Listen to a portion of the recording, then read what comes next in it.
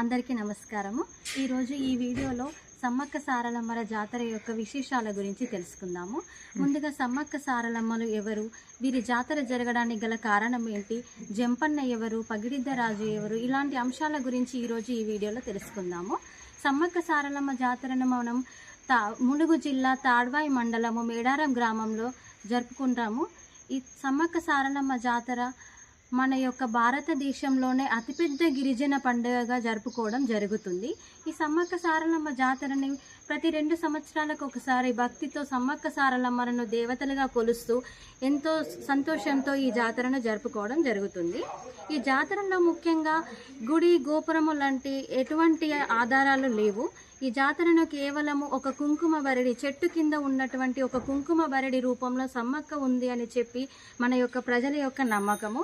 Just ఒక కుంకుమ బరడిలోనే సమ్మక్క కొలువై ఉంది అన్న నమ్మకంతో సమ్మక్క సారలమ్మలను మనం కొలవడం జరుగుతుంది ప్రతి 2 సంవత్సరాలకు ఒకసారి। ఈ సమ్మక్క సారలమ్మలు ఎవరు, అక్క చెల్లెళ్ళ కాదు, సమ్మక్క సారలమ్మలు తల్లి కూతుర్లు। ముందుగా సమ్మక్క ఒక కోయ జాతి ఆడపడచ్చు। ఈ కోయ జాతి ఆడపడచ్చు తను పెరుగుతూ చాలా ధైర్య సాహసాలతో అనేక రకాలైన విద్యలను నేర్చుకుంటూ తను పెరగడం జరిగింది। ఈ గిరిజన ప్రజలతో కలిసి సమ్మక్క పెరిగింది। ఈ గిరిజన ప్రజలందరూ కొన్ని రోజుల తర్వాత కొన్ని కష్టాలు పడడం చూసి సమ్మక్క వీళ్ళకంటూ నేను తోడుండాలి అని చెప్పి వాళ్ళ కోసం కష్టపడడం జరిగింది। ఆ రోజులలో ఉన్నటువంటి మేడారం పాలకుడైనటువంటి పగిడిద్ద రాజు సమ్మక్క యొక్క అందచందాలను చూసి తనని కళ్యాణం చేసుకోవడం జరిగింది। ఈ సమ్మక్క మరియు పగిడిద్ద రాజుల యొక్క సంతానమే సారలమ్మ, జంపన్న, నాగులమ్మ। వీరు ముగ్గురు సమ్మక్క మరియు పగిడిద్ద రాజుల యొక్క సంతానము। ఈ సమ్మక్క గిరిజన ప్రజలతో కలిసి జీవనం సాగిస్తూ ఉండగా వారున్నటువంటి ప్లేసులో కొద్ది రోజుల తర్వాత కరువు రావడం ప్రారంభమైంది। ఈ కరువులో కూడా అప్పటి రోజులలో పరిపాలిస్తున్నటువంటి కాకతీయ రాజులలో ప్రతాపరుద్రుడు వీరి ప్రాంతంలో ఎంత కరువు ఉన్నా సరే వీళ్ళు పన్ను చెల్లించాలని చెప్పి కాకతీయుల రాజు అయినటువంటి ప్రతాపరుద్రుడు వీరిని పన్ను కట్టాలని చెప్పి వేధించడం జరిగింది। ఈ వేధింపులను తట్టుకోలేక సమ్మక్క వీరి తరపున పోరాడడం జరిగింది। ఈ పోరాటంలో పగిడిద్ద రాజు మరణించాడు। వీరి మరణ వార్త విన్న సమ్మక్క కోపానికి ఉద్రేకానికి గురయ్యి వీరి శత్రువులతో సైన్యంతో పోరాడడం జరిగింది। ఈమెతో పాటు గిరిజన ప్రజలను కూడా తన వెనక ఉండి పోరాడడం, మన యొక్క హక్కుల కోసం మనం పోరాడాలి అని చెప్పి వాళ్ళందరికీ కూడా పోరాటం గురించి నేర్పించి వారితో యుద్ధానికి దిగింది। ఈ యుద్ధంలో పగిడిద్ద రాజు మరణించిన తర్వాత సారలమ్మ కూడా మరణించడం జరిగింది। ఈ యుద్ధంలో శత్రువుల యొక్క దాడిలో జంపన్న కూడా మరణించడం జరిగింది। ఈ జంపన్న మేడారంలో ఉన్నటువంటి సంపంగి వాగొడ్డున మరణించి తన యొక్క రక్తము సంపంగి వాగులో కలిసి ఏరులై ప్రవహించడం వలన ఈ సంపంగి వాగుని అప్పటి నుండి జంపన్న వాగు అని చెప్పి పిలవడం జరుగుతుంది।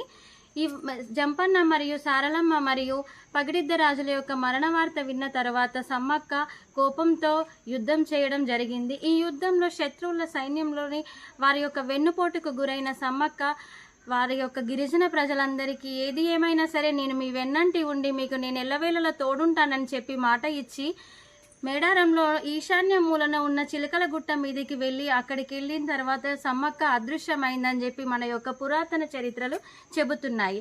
ఈ విధంగా అదృశ్యమైనటువంటి సమ్మక్క గిరిజన ప్రజలందరూ కోయవారందరూ వెళ్ళి సమ్మక్క ఎక్కడ ఉంది అని చెప్పి వెతకడానికి వెళ్ళిన తర్వాత అక్కడ వెతికే క్రమంలో సమ్మక్క నేను ఇక్కడ ఒక చెట్టు మొదటన కుంకుమ రూపంలో ఉన్నాను అని చెప్పి ఒక ఆకాశవాణి రూపంలో ఒక శబ్దము చేస్తూ ఒక గొంతు వినిపిస్తూ నేను ఇక్కడ ఉన్నాను అని చెప్పి కోయ ప్రజలందరూ చెప్పడం జరిగింది। ఈ విధంగా చెప్పిన తర్వాత కోయ ప్రజలందరూ మా సమ్మక్క మాతోనే మా వెన్నంటూ ఉంది, ఆమె ఎప్పుడు మమ్మల్ని కాపాడుతూ ఉంటుంది అని చెప్పి ఒక నమ్మకంతో అప్పటి నుండి ఆమెను చెట్టు మొదట ఉన్నటువంటి కుంకుమ బరిడి రూపంలోనే సమ్మక్క ఉంది అని చెప్పి ఆమెను అప్పటి నుండి కొలుస్తూ నిత్యము వాళ్ళ ఇళ్లలో పూజలు చేసుకుంటూ ఈ గిరిజనులంతా కూడా ఎంతో సంతోషంతో ఆమెకి 2 సంవత్సరాలకు ఒకసారి జాతర జరపడం జరుగుతుంది। ఈ విధంగా సమ్మక్క సారలమ్మల జాతర అనేది మనం ప్రతి 2 సంవత్సరాలకు ఒకసారి మేడారం గ్రామంలో జరుపుకోవడం జరుగుతుంది। ఈ జాతరలో అనేక రకాల కుల మత భేదం లేకుండా ఎవరైనా సరే ఎక్కడెక్కడి ప్రదేశ వాళ్ళు అందరూ వచ్చి ఈ జాతరలో వారి యొక్క మొక్కులు చెల్లించుకోవడం జరుగుతుంది. ముఖ్యంగా సమ్మక్క సారలమ్మలకు మనం ఏ గుడికి వెళ్ళినా సరే గుడిలో పసుపు కుంకుమ కొబ్బరికాయలు అనేటివి మనం కామన్గా చూస్తుంటాము.